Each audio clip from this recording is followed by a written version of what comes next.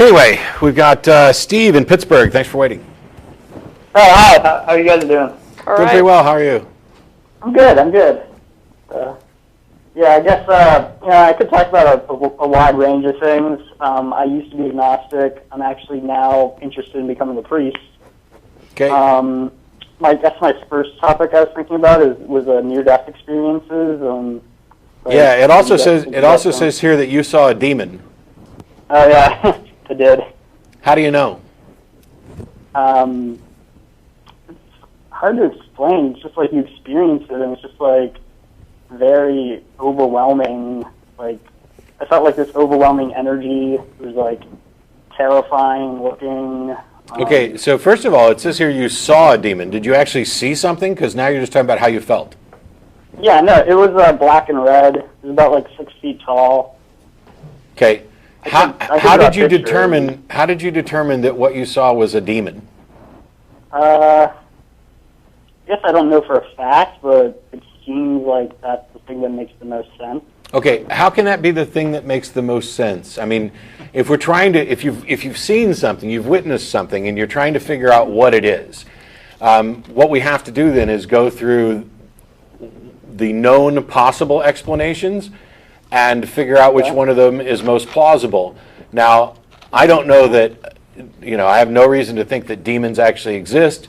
I don't know exactly what you saw, but I don't know how you concluded that the most reasonable explanation for what you witnessed is that it was in fact a demon. Well, I mean, I don't know how else, what else to conclude. I mean, it's what it looked like. See, that's a fallacy. That is I can't think of anything better, and so this is the best explanation. That's a fallacy, which is sometimes labeled argument from ignorance and sometimes argument from personal incredulity. But the fact that you can't think of any better explanation than demon is kind of like, we've come across a murdered body, and I can't think of anyone more likely to have done it than the butler. So you need something more than just, I can't think of anything better in order to say that this was what I saw.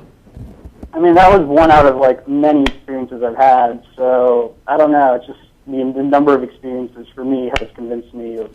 Do you see supernatural things often? What? Do you see supernatural things often?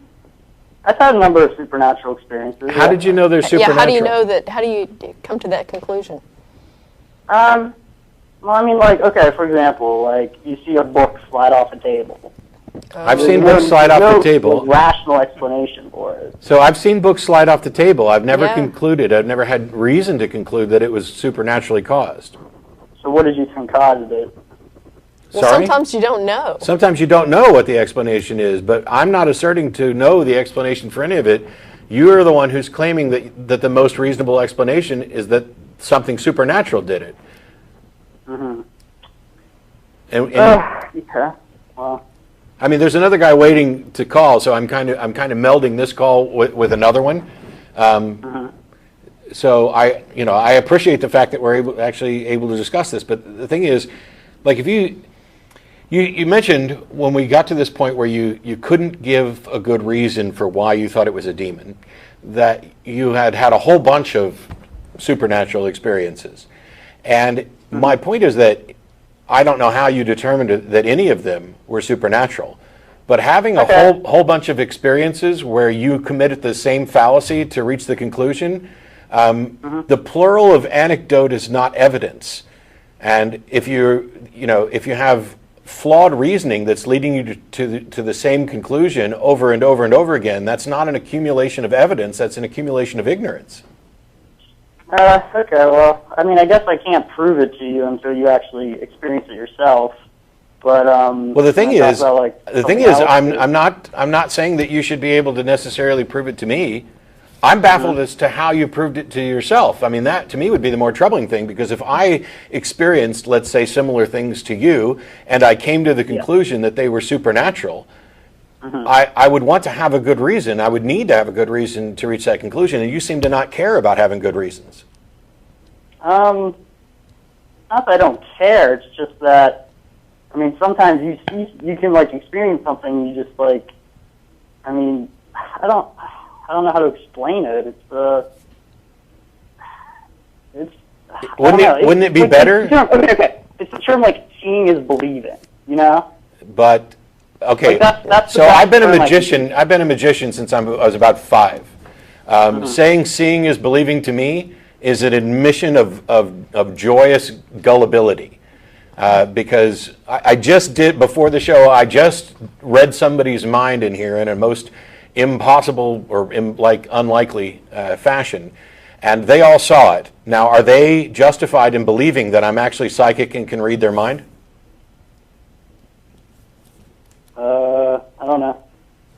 Well, there you go. That's the first time you've used the I don't know answer. Why don't you use that for the other things that you claim to? No, I mean, hey, okay, I admit, I don't know. Like, I can't, like, I don't know, like, a lot of things. So I can't prove it. It's just like, yeah, it's my belief, you know, because it's what I've experienced. So in other words, for you, it's not seeing as believing, it's believing as seeing. Because you already believed that these things are real, and then you saw something that you couldn't explain, and you decided that's... Well, I always thought that they might be real, but I never, like, believed that they were real. Okay, why would you think they might be real? Well, I mean, because other people said they experienced, like, the same things. Okay, so there are people who claim that... You watch, like, Ghost Hunters, Steve, and... yes, you know, that's all crap. They show that they catch things on camera. And, no, they don't. No, they actually don't, Steve. They're engaged in the same crap. So there are people who claim that they've been abducted by aliens. Do you believe them? I believe that there's the possibility. I'm open-minded.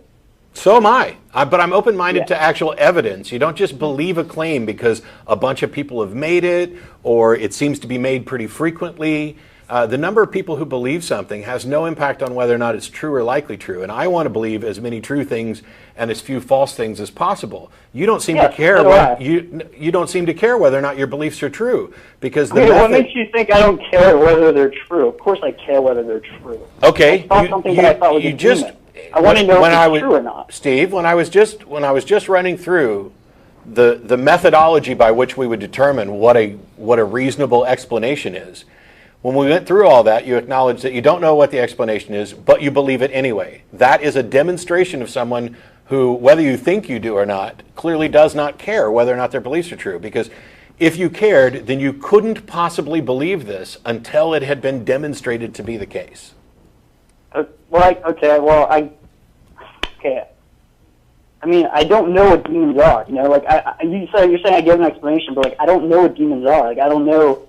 Well, if you don't know what demons, Steve, if you don't, it's like a term for like I don't know. Steve, like, I don't know. Steve, if you don't know what demons are, how could you possibly ever conclude that a demon was the most likely explanation for what you saw if you don't even know what demons are? Well, I guess I'm saying what I saw correlated to what other people call demons. That's absolutely fine. Yeah. I have no objection to somebody saying that what I experienced correlates to what other people are saying is a demon. Yes. Yes. Okay. So, do you want to talk about other things, or? Well, you had a question about near-death experiences, so I figured we'd hit that real quick before we went on to another caller. After I had this experience, I got interested in, I started reading about, near-death experiences, and, I don't know, they're just very interesting, the way that they all correlate to, the same things, and, there's, but they don't. Seeing things in other rooms that, other people later confirm. So they don't actually all correlate. Yeah. It's not like everybody who comes... A lot of them do, yeah. Yeah, sure, a lot of them do, and that's why I brought up the UFO stories. A lot of those have striking correlations.